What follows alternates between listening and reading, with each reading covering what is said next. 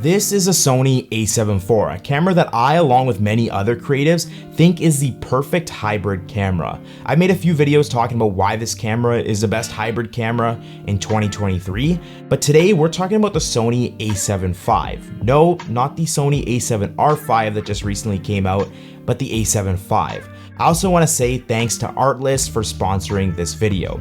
We'll talk more about them a little later on.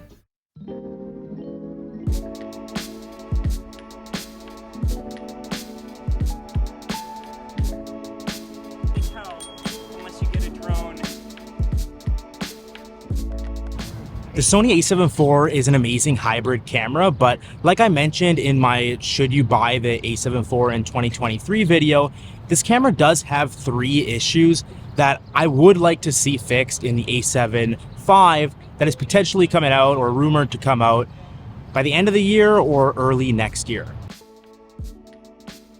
Okay, so the first thing that needs to get fixed is the crop when shooting in 4K 60. When shooting in 4K 60 on the A7IV, you get, I think it's like a 1.5 times crop. 4K 120, I understand, but 4K 60, there's cameras coming out that are in the same price range as the A7IV that don't have any crop, like that shoot 4K 60 uncropped.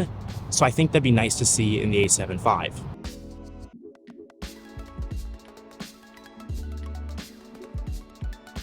Now the A7IV gets a maximum of 10 frames per second when shooting stills, 10 if you're shooting compressed RAW, and only 6 if you're shooting uncompressed RAW. I think this needs to get dialed up a little. For me, this really doesn't matter because when I'm shooting portraits, I'm not gonna be shooting over 10 frames per second. But for my nature, wildlife, and sport photographers out there, this is kind of a deal breaker.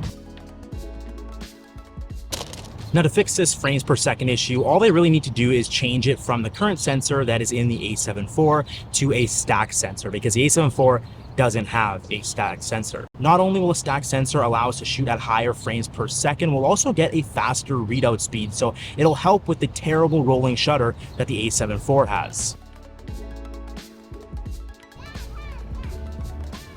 You guys ready? We got it that time. So one of the features that I wish the A7IV had that the A7V should have is the new flip tilt screen that the A7R5 has. Check it out. Okay, and I know the A7IV is that camera that replaced the tilt screen from the A7 III, but I think it's safe to say that after we saw it in the A7R5, we would want it in the new camera. We got a street photography spot. Rich, are you tired? A little bit. A little bit? Yeah. How about you, Will? What? You tired? Yes.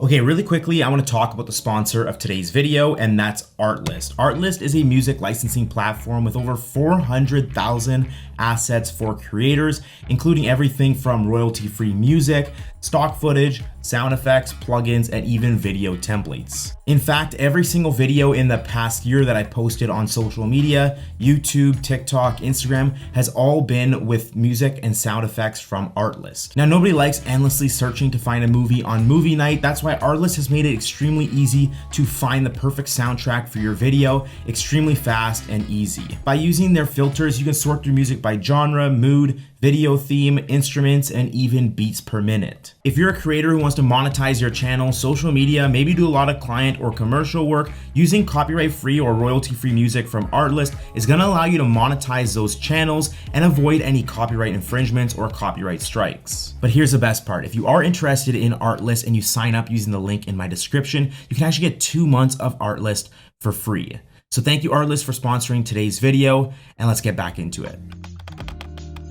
Now, if we do get the same flip tilt screen that's in the A7R5, this will also fix one of the main issues a lot of people don't like about the A7IV, and that's the resolution and quality of the LCD display. The A7R5's display is basically double the quality than the A7IV, so just to satisfy everyone, give us the entire A7R5's display unit and put it in the A7V.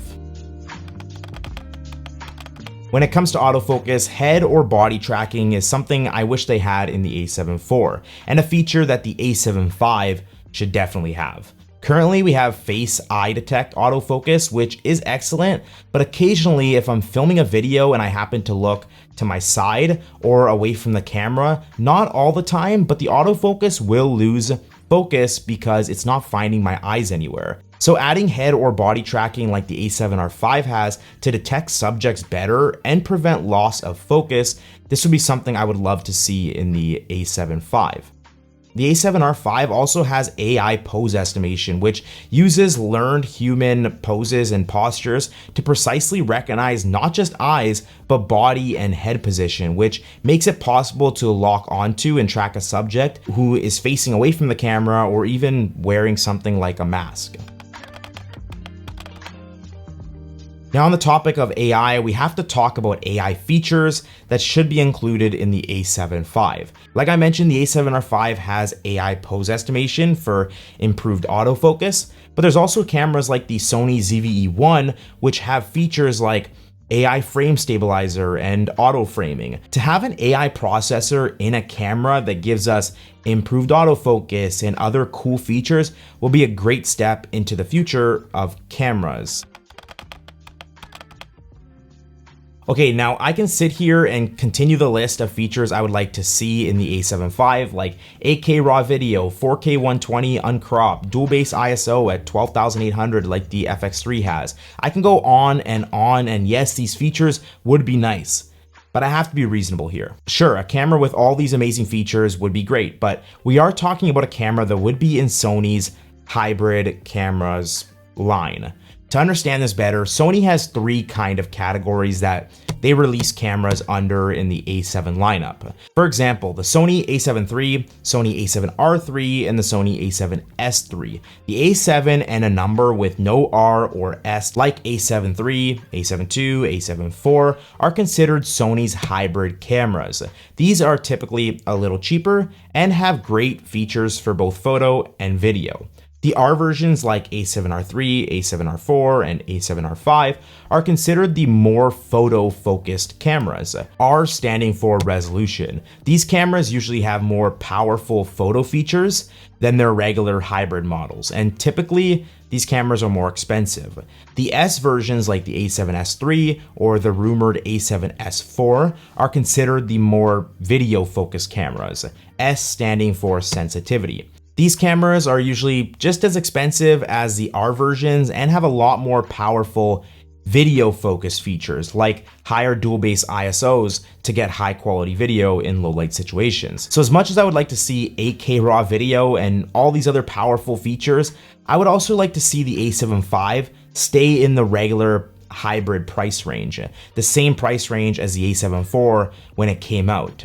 Adding any of these features would dramatically increase the price and would also take away from those categories Sony has created. Anyway, that's it for me today. What would you like to see in the A7V? Let me know down in the comments because I'm curious. Would you add anything?